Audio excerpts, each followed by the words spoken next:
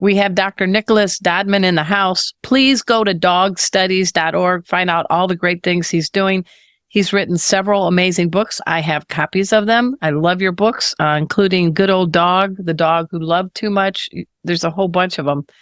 You have a 15-year-old beauty named Rusty. Is there any resolution you have for Rusty for 2024? Well, it's a continuing resolution, and that is, dogs, even more so than cats perhaps, need to have interest in their life and they need exercise. I'm afraid I don't agree with too much that Cesar Millan says, but we both agree on one thing, and that is exercise is paramount. Okay. So Rusty, ever since he was first arrived in my house from a shelter, he was about 8 months old. Wow. And he's always got, walk first thing in the morning, a walk at lunchtime, a longer walk, another walk in the late afternoon, and another little walk in the evening. Please do not tell Kona and Emma I give them once a day walk. Once a day walk. I'm guys, don't listen. But yeah. They have so he probably covers when he was a little younger and was a bit more spry without a little bit of arthritis at the age of 15. In the past, we used to cover, I knew from my cell phone, we'd cover 9 miles, something like 18,000 steps in a day. Wow. One of the walks we did was 7 miles long. And he'd be running hither and thither. He'd probably cover more than we did.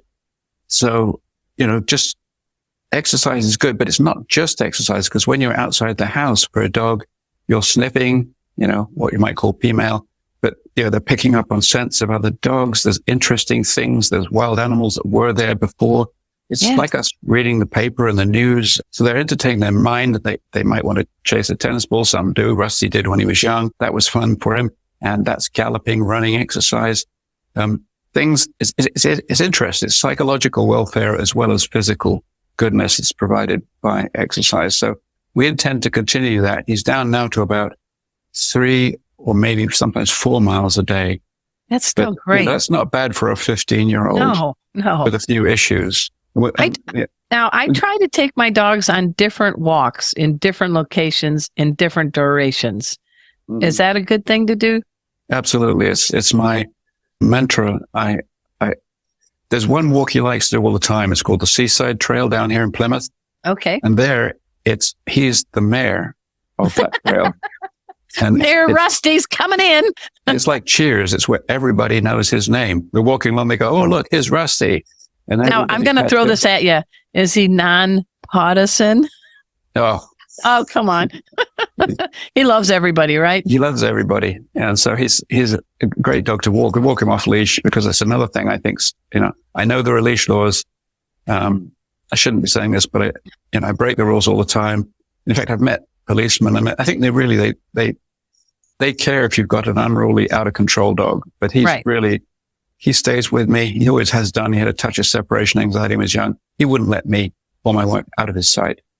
So, and you are a renowned veterinary behaviorist. I mean, come on. Hey, he's a good advert for me. Yeah. I think I would vouch for you. Wouldn't do very well if I had a dog that lunged at people and tried to bite them in the ankle.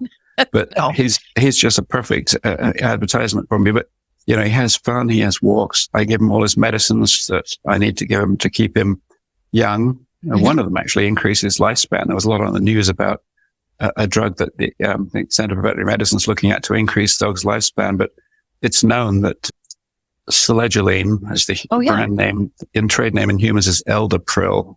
Okay. And that has been shown not only to reverse aging changes in the brain, but also to prolong life. And so is melatonin. As a matter of fact, melatonin has been shown to increase lifespan. So this would be the one that's developing now is the third one. So he's on that medicine for good reasons. And it's working. It's working. And his anti-cancer drug is working because he has this heart-based tumor, he's at one of the 40% responders. So he's doing well with that. And that probably won't be the thing that kills him now. Now he's under treatment. And besides enriching walks, what would be a couple other resolutions you would like to have people consider for their canine pals? Well, as much off-lead time as possible. And as far as food's concerned, I'm a bit of an outlier here, but I have a problem with a dog eating the same we're going on the same walks, so we mix it up during the day like you do. Yeah. I think that's important. They need new interests.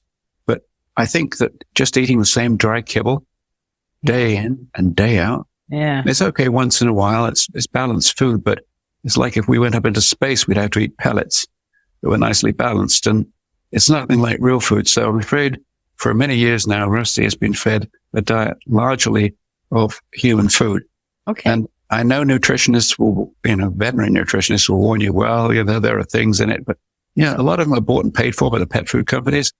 And sure, cats need taurine in their diet and dogs need a suitable mixture. I mean, it's not just, all meat, for example. You can't do that. But, no, I mean, we pay more attention to dogs and the balancing of the food than we do to kids. I mean, humans eat, meat and 2 veg, occasionally some of this, some of that. And very few of us actually have vitamin deficiencies or such like, or die early because we had the wrong diet. So he likes filet mignon. It's one of his favorites. Got good taste. He likes pork. And sometimes he likes chicken, depending on how it's cooked. Sometimes a rotisserie chicken. He changes, So one time he used a little variety, safely variety in prepared. food. I mean, we had the Thanksgiving turkey. I took some of the good meat, not the fat, rinsed it thoroughly, and we saved the broth, and we made salt-free broth. And our pets have been enjoying a little Thanksgiving dinner in their meals. And my little dog Emma loves watermelon, and she doesn't drink at the water bowl that much. So we call it WTM for Miss M. And she comes flying into the kitchen and circling because she knows that means she's going to get watermelon. So I think they're like us. A good resolution maybe is to give them a variety of safe foods, right? Yeah, mix it up on walks. Definitely you need some off-leash time. A dog who's kept in the house all day long and taken out on leash, it's like, kind of basically house arrest, or you're allowed out on a chain, that's not good. So a little bit of freedom, a little bit of exercise, a little bit of entertainment, a little bit of a varied diet, a little bit of human food, I think is great. There's plenty of recipes for raw food diets, which you can get online that are balanced or designed by vets. Or you could just invent your own, just like you don't go to a specialist to find out what to feed a kid. No. You just, what about, it's also enrichment. You're kind of were the guy behind Dog TV's creation and being able to have them watch with a purpose on TV from the dog's view. You want to add that a little? Originally, the inventor was a guy called Ron, and Ron watched his cat watching TV, which I already talked about, but it turns out they decided to do TV for dogs first. And there were originally 3 of us. There was Ron and myself and a business guy, Martinovsky.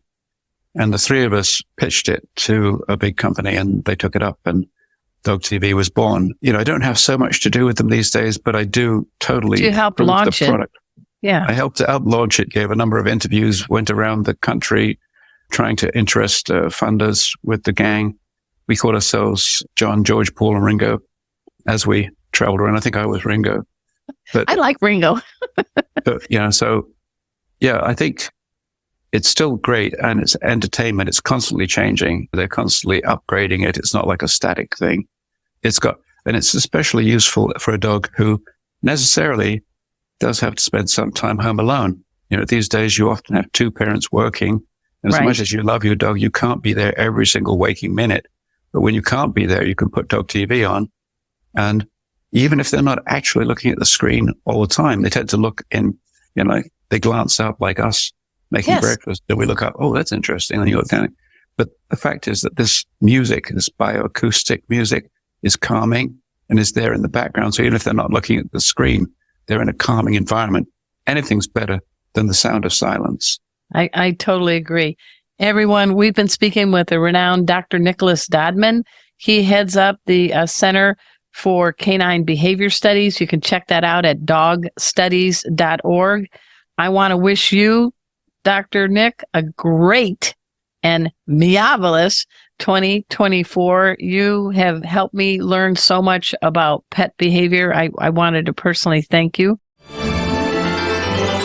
Thanks so much for making our tails wag by watching this guest interview from Arden Moore's Four-Legged Life.